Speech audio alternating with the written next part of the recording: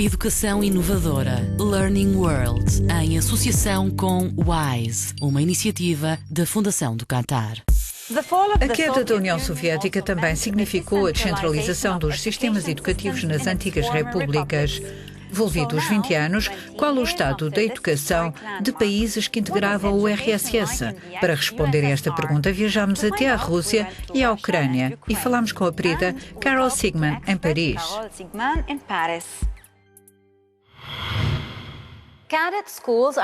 As escolas de cadetes estão em alta na Rússia, em particular entre o sexo feminino.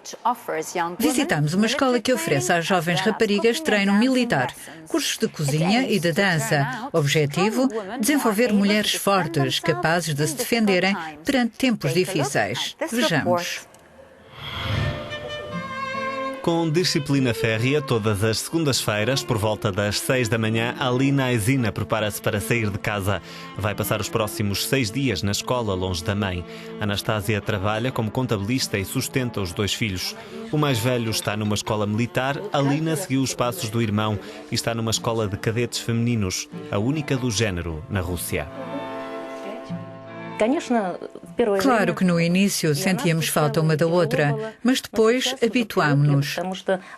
O mais importante é que a minha filha não anda por aí na rua. Está bastante ocupada a toda a hora. Alina começa a jornada com uma aula de tiro.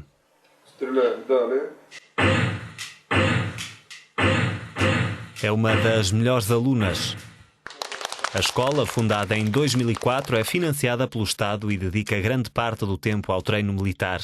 De acordo com as estatísticas, 1/3 das estudantes integrará a função pública e entrará para as escolas do Ministério do Interior e do Serviço Federal de Segurança.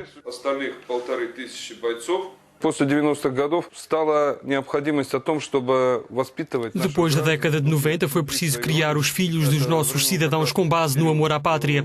Foram os tempos de Vladimir Putin. Levou-se muito a sério a educação das novas gerações. Espero que Deus o ajude a vencer as eleições presidenciais. As jovens que obtiveram aqui o diploma serão o futuro da Rússia.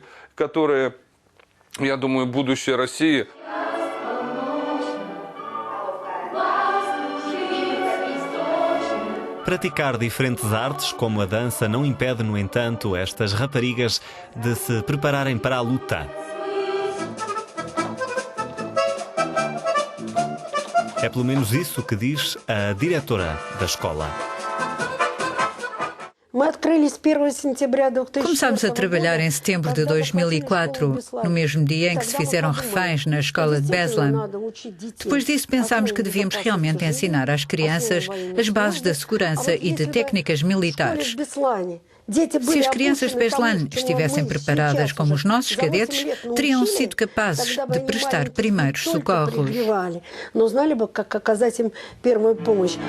Militarizar a educação não é algo de novo na Rússia. A doutrina começa a ser transmitida desde cedo.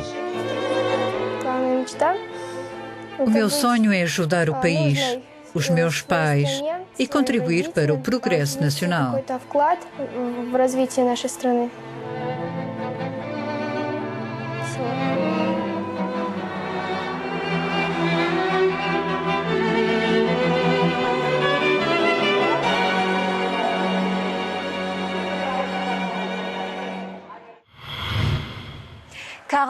Carol Sigman é investigadora em ciência política e perita nos sistemas educativos soviéticos.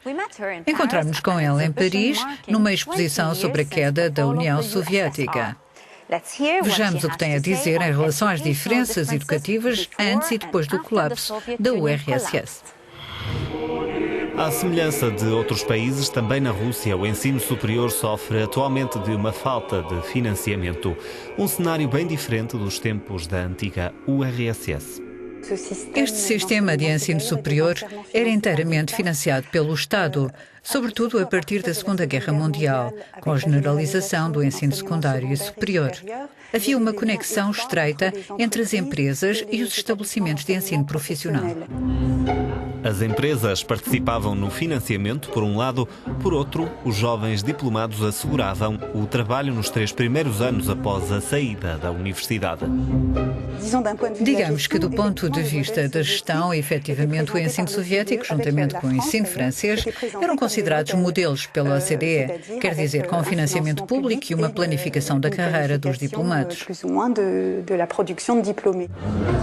Uma fórmula dourada, mas com o reverso da medalha.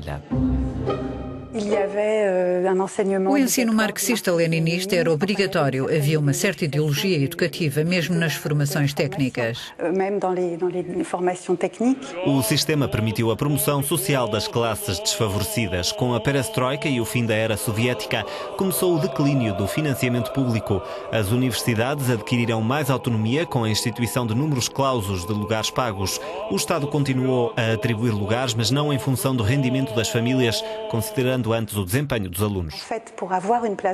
Na verdade, para obter um lugar gratuito era preciso pagar aulas extra para conseguir aprovação nos exames de acesso. As empresas retiraram-se, mas o Estado recuperou o controlo da educação no século XXI.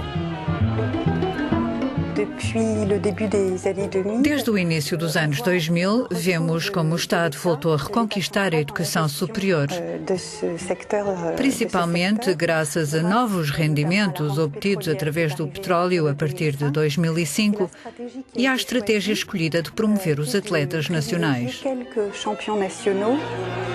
Cerca de 6% das universidades são financiadas pelo Estado Federal, um número insuficiente para Carol Sigman, que considera que a educação gratuita e a promoção social são coisa do passado. O subfinanciamento público, que é uma constante desde os anos 90, vai provavelmente perdurar na maioria dos estabelecimentos, nomeadamente por causa da crise. Na verdade, este sistema vai estimular os estabelecimentos a aumentarem o montante das inscrições.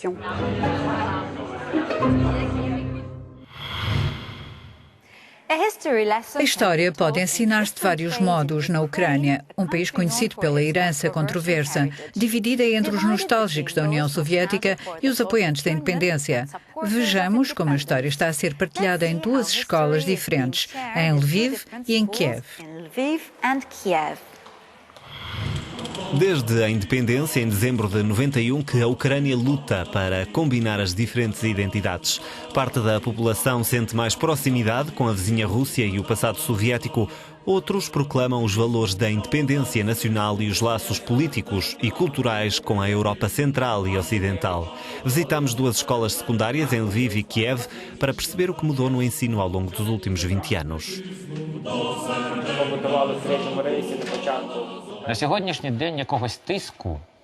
Atualmente não temos qualquer pressão. No que me diz respeito, eu sigo os ensinamentos do historiador francês Marc Bloch. Um historiador não tem de julgar, mas sim de explicar os fatos. Por isso, estamos a tentar apresentar diferentes pontos de vista.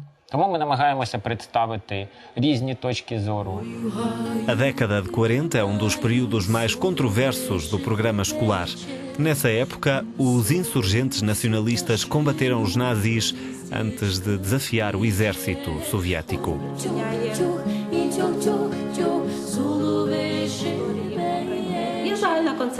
Há um conceito geral de ensino, as datas concretas e os acontecimentos que têm de ser ensinados aos alunos. Outra questão é que os professores têm uma visão pessoal e podem manifestar o ponto de vista e pedir aos alunos para expressarem a sua opinião.